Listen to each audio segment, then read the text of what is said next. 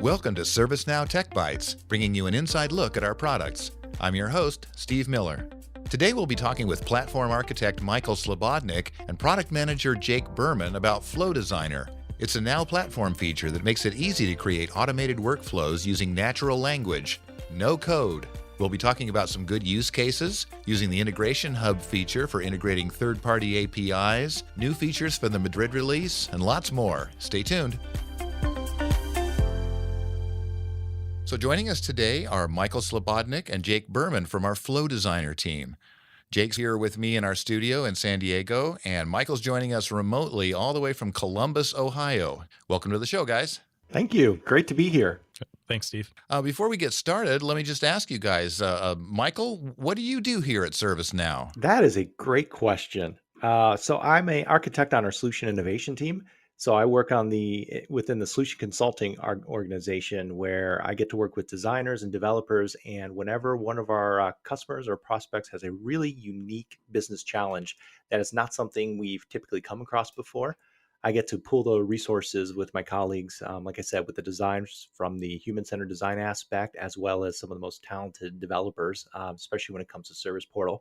And we get to work through and figure out what the architecture is going to be, what that story will be, and run design workshops to really find out what's going to be an impactful user experience. Well, that sounds fun. It sounds like you get a lot of good interaction with both customers and other ServiceNow folks. I do. I'll honestly say I've got the best job I can ever remember having, and it'll probably be the best job I ever have. And how about when you're not at work? Is springtime starting to spring there in Columbus? Well, it did snow yesterday, but it's going to be in another month or so. Ohio State football will start back up, so go Bucks.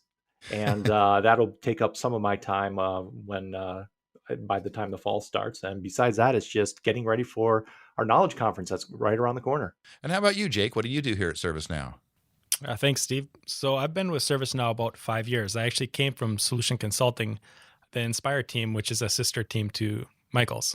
About a year ago, I joined product management. I'm responsible for business process automation that currently includes Flow Designer and Workflow.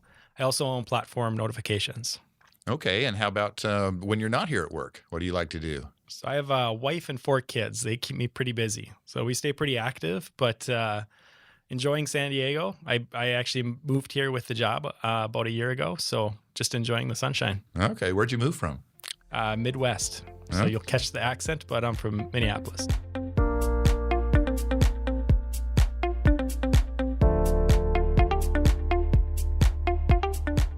So on to Flow Designer then. For folks who aren't familiar with Flow Designer, maybe you guys could give us a quick overview. What is it? So Flow Designer is really workflow reimagined.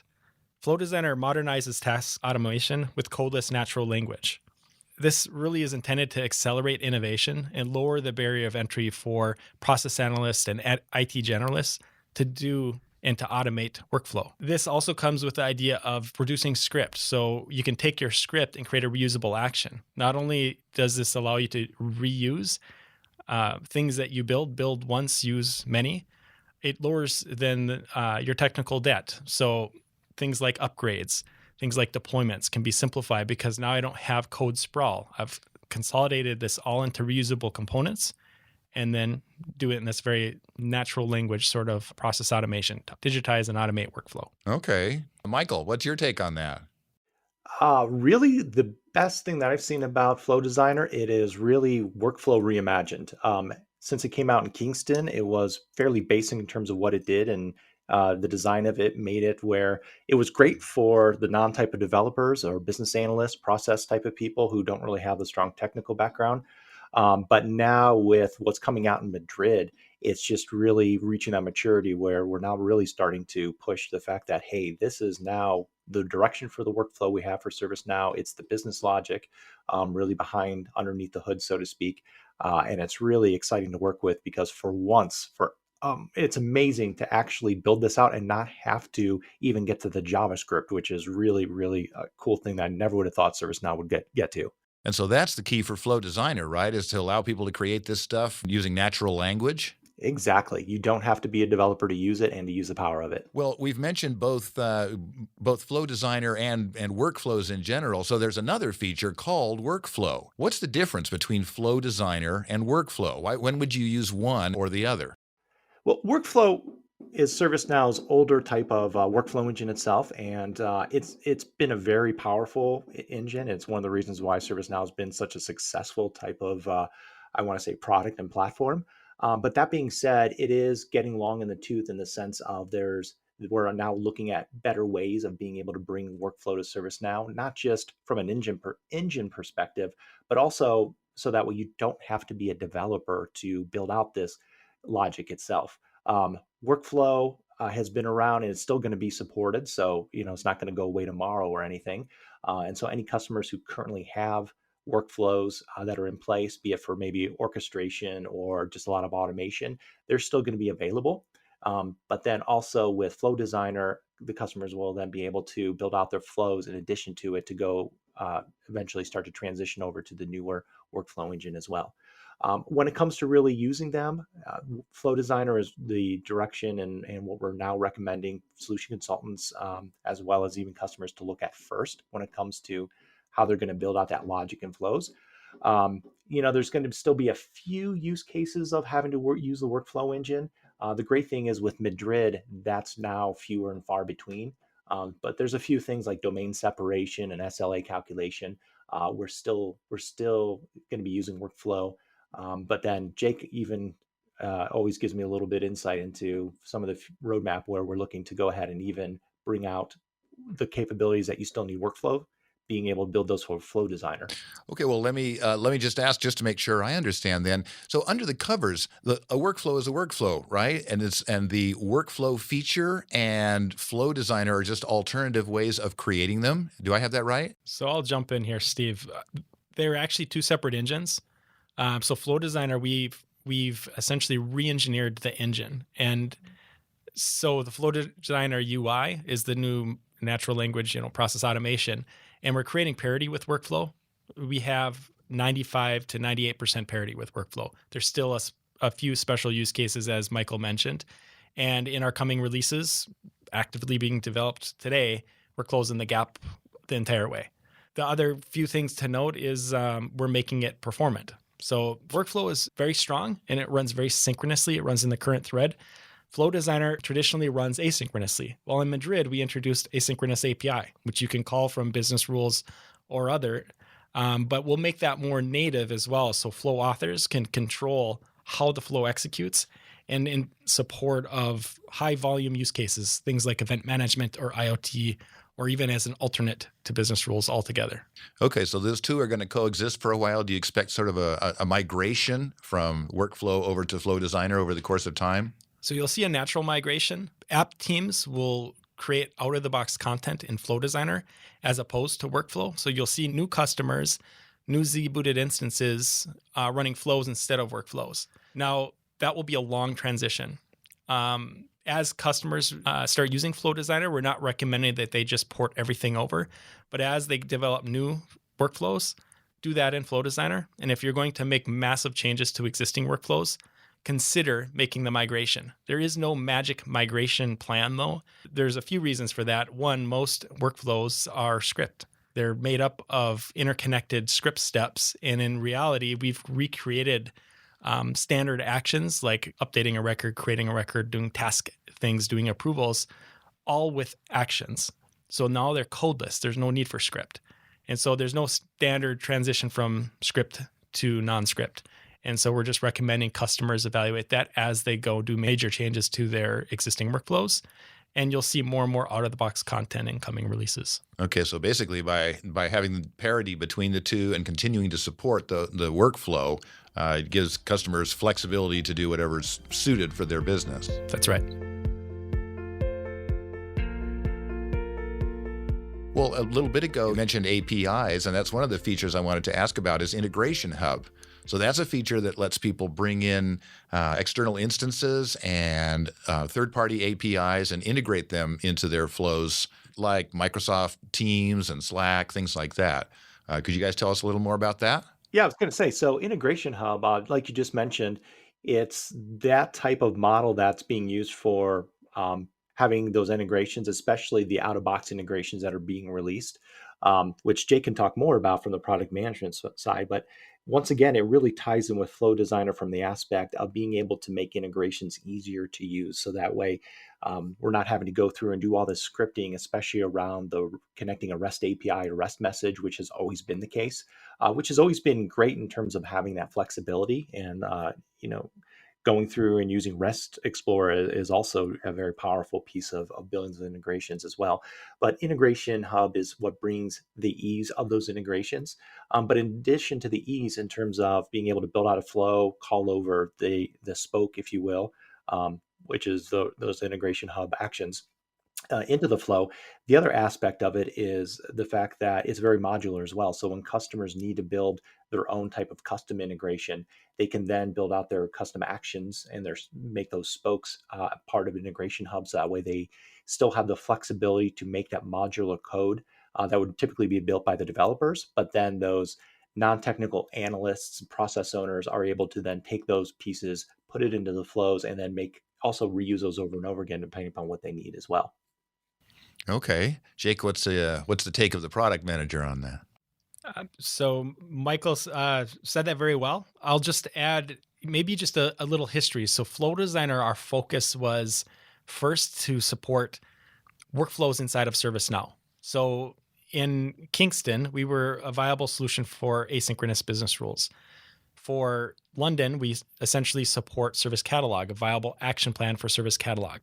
Now, Madrid, we are a viable alternative to workflow for most use cases, and there's a few edge use cases like domain separation that we don't support yet. And you'll see that in the very next releases. So in the next release, we're really doubling down on Integration Hub. So before I dive into those details, a couple things I'll note is that Integration Hub is built to use spokes. Spoke is really a scoped application. So the intent there is that it can be done out of band. That means we can publish our integrations to the store, and you can download them directly without having to go through a release cycle. We're going to have several, I think 6 or 7 spokes released to the store on March 6th, and then we have a monthly cadence to release more. And we have dozens already developed and many going through the certification process right now. So keep an eye out on the store, and we'll introduce new innovations around that so you'll see and be able to access those more seamlessly in the future. So you don't have the big key point, you don't have to wait for a release to get access to our latest innovations on integrations.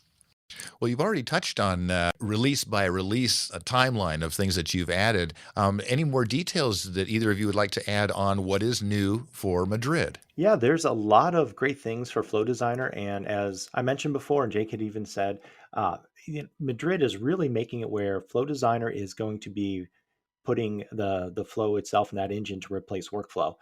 So there's a lot of capabilities out there, such as the parallel processing, being able to set if it's supposed to be synchronous or asynchronous, as well as being able to even impersonate users. So if you have a flow that requires maybe a higher elevation than the user that went ahead and kicked off that flow, great, you can go ahead and set that as well. There's other capabilities in Madrid that aren't necessarily part of Flow Designer, but just simply make it even better and easier to work with. So I've been working with decision tables, and it's been a great way to be able to make data-driven flows, but being able to have it from a configuration standpoint where you can make decisions within your flows based upon certain data that you may have. But then if you need to change any of those decisions in terms of the data and how they're structured, you can do that as well without really needing to even go through and create a whole modify that flow as well. So there's a lot of great things coming out. I definitely recommend to go to the doc site and check out the line item release notes under Flow Designer, because there's a lot of little things there that will just simply make life so much better in terms of using this Flow Designer and using it as the main workflow engine. Well, that's a good point, an interesting point about how other enhancements in Madrid are enhancing the capabilities of workflow as well. Oh, absolutely. I mean, and that's one of the great things about Integration Hub and Flow Designer and decision tables, where really when you look at building any type of application or process, they are all going to share similar components. You're going to have the UI piece, you're going to have the workflow, you're going to have configuration, for that particular process or application.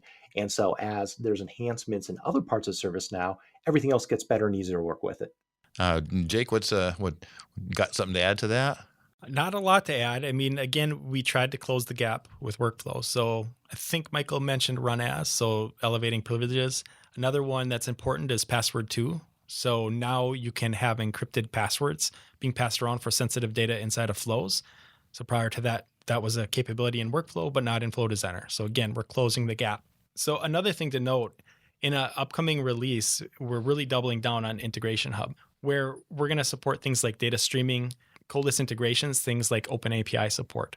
So again, ServiceNow can become a strategic platform for integrations and really support your integration needs.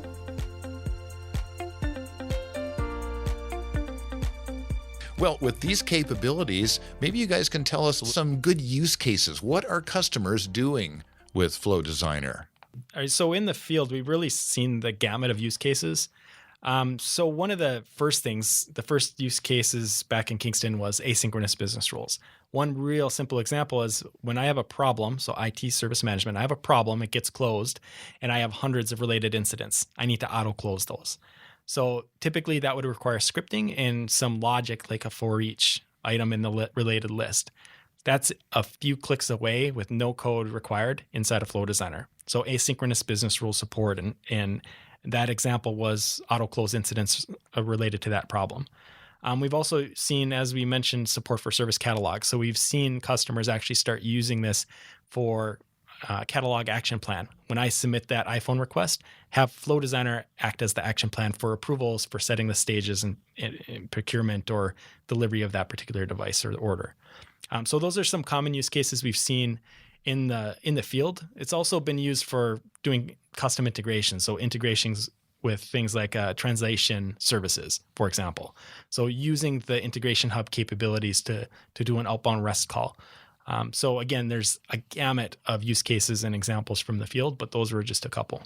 Okay. Michael, got any things you could share with us? No, the biggest thing I would add is the fact that, especially with the Madrid release, it's really the time now where we're pushing Flow Designer as really the solution for the workflow. And so while I can remember running some innovation or app building type of workshops last year where we still used the workflow because it still had the type of capabilities that Flow Designer didn't have, now everything that we're doing is all focused on that Flow Designer aspect. And so while we would go to Flow Designer if we made maybe a type of business application that had simple logic, it's now at the point where really the only time we're ever going to get away from that is if we find some very unique exception to being able to use the flows. But besides that, really everyone in the field, customers, prospects, they should all be looking at Flow Designer as the go-to type of workflow engine. Okay, so you guys have talked about plans for the future. Is if you could share something about just the vision for down the road for Flow Designer, what would you say as a product? So we're going to constantly look at innovative ways to lower the barrier. Lower the barrier of entry for that IT generalists, the IT analysts, and so forth. But not only that, we're going to look at ways to really improve the experience for your core developers as well. We don't want to go so far left, over-rotate on the non-coder that this isn't a useful solution for developers. We're intending to do the best of both worlds, and we're going to consistently go after innovative ways to appeal to both. So we can throw this in a very controlled, restricted way to that analyst to go do great process automation. So it might be, say, an HR use case, or let's say it's a business use case around med center administration. Maybe I want to do a patient discharge process. I can actually have a registered nurse access the system, automate that process without having to worry about all the underpinnings of ServiceNow platform. On the flip side of that, we're going to put things in place for that core developer so they can connect to, say, in that example, med center administration, maybe they can connect directly to an EMR system and do things around the patient medical record to automate that process, and then they can serve it up in a controlled way to that process analyst. So the idea is to go after innovative ways to enable the process analyst and the low coder or the no coder, but also appeal to the hardcore developer with features and capabilities they expect to see in a modern platform and make it easy, not only easy, but fun in the ServiceNow platform. Okay. And Michael, as the architect, how do you support all that? Always being told what to do when it comes to a new release and having to come up with a lab. So, my particular position, I get the fun of working usually in the end release or end I want to say N+1 in terms of what's going to be coming down the road. So I get to start to review, what are the practical applications for Flow Designer when it's coming out on a new release. And so usually I'm working with Jake in terms of coming up with some of the demos, use cases, as well as just hearing back from the field in terms of what the other solution consultants or even customers are doing as well. So, talking with Jake about what's coming down for future releases, I'm excited about it. And it really makes it where it's a great time to be at ServiceNow, where it's almost a matter of the sky's the limit in terms of what we'll be able to do. So how does Flow Designer fit into the company's vision for the ServiceNow product? That's a great question, Steve. Really, it's at the heart of the company vision. So the tagline today is we digitize and automate work. So Flow Designer's core purpose is to digitize and automate work. This is the low-code, no-code way to do that, this natural language approach to digitizing your work processes. We're going to continue to innovate, as I said earlier, and we'll introduce new features and capabilities to make that easier so you can digitize your work processes using the ServiceNow platform. Michael, what do you think of that? I think it's fantastic in terms of the direction. I mean, we saw at Knowledge last year. So a lot of the keynotes talked about Flow Designer and the ease and capabilities that it can provide. And it is really going to be key for the platform going forward as well. Last thing I can say in terms of, hey, nice little tidbit of information throwing out there from practicality aspect of Flow Designer is powerful. It's fantastic, but please make sure you save your flows because it is asynchronous between client and server. And if you have any network disruption, you'll lose it. And that's one of those little things that I love to constantly tell people about as well. Okay, well, I'm hoping that you guys have gotten users interested in exploring it a little more. So maybe you can give us some tips. How would you go about getting started with Flow Designer? So I'll start off by just saying, just start. So it's a very low barrier of entry to get started and attractive for both coders and non-coders. There's a ton of information available both on ServiceNow.com, but also our developer community. There's free labs available. You can access, if you're a customer, you can access things like our knowledge labs that were available. And there's everything from beginning to advanced labs and tutorials to walk through getting started. Okay, Michael, anything to add to that? Yeah, I mean, really, Jake said it. Just get started with it. It is very easy, very straightforward to work with. If you're used to workflow and you're going to Flow Designer, will be a little bit of a change in terms of how it's built in from the user experience perspective.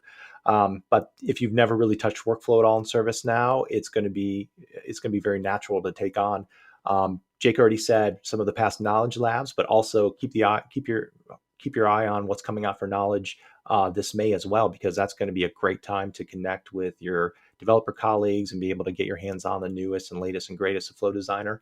But yeah, we have a lot of resources out there, and it is pretty simple and straightforward to use.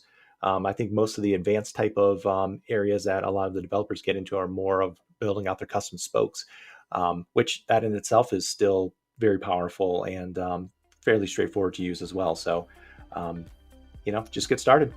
All right. I'd like to thank you both very much for joining us. It's been really great to hear about Flow Designer from both the product and the architectural perspective. Thank you both for joining us. Thank you, Steve. Thank you, Steve. Please tell us what you think of this podcast. You can leave feedback or ask questions in the ServiceNow community. For more information on any ServiceNow topic, take a look at our product documentation, knowledge base, or ServiceNow support YouTube channel. Thanks for listening.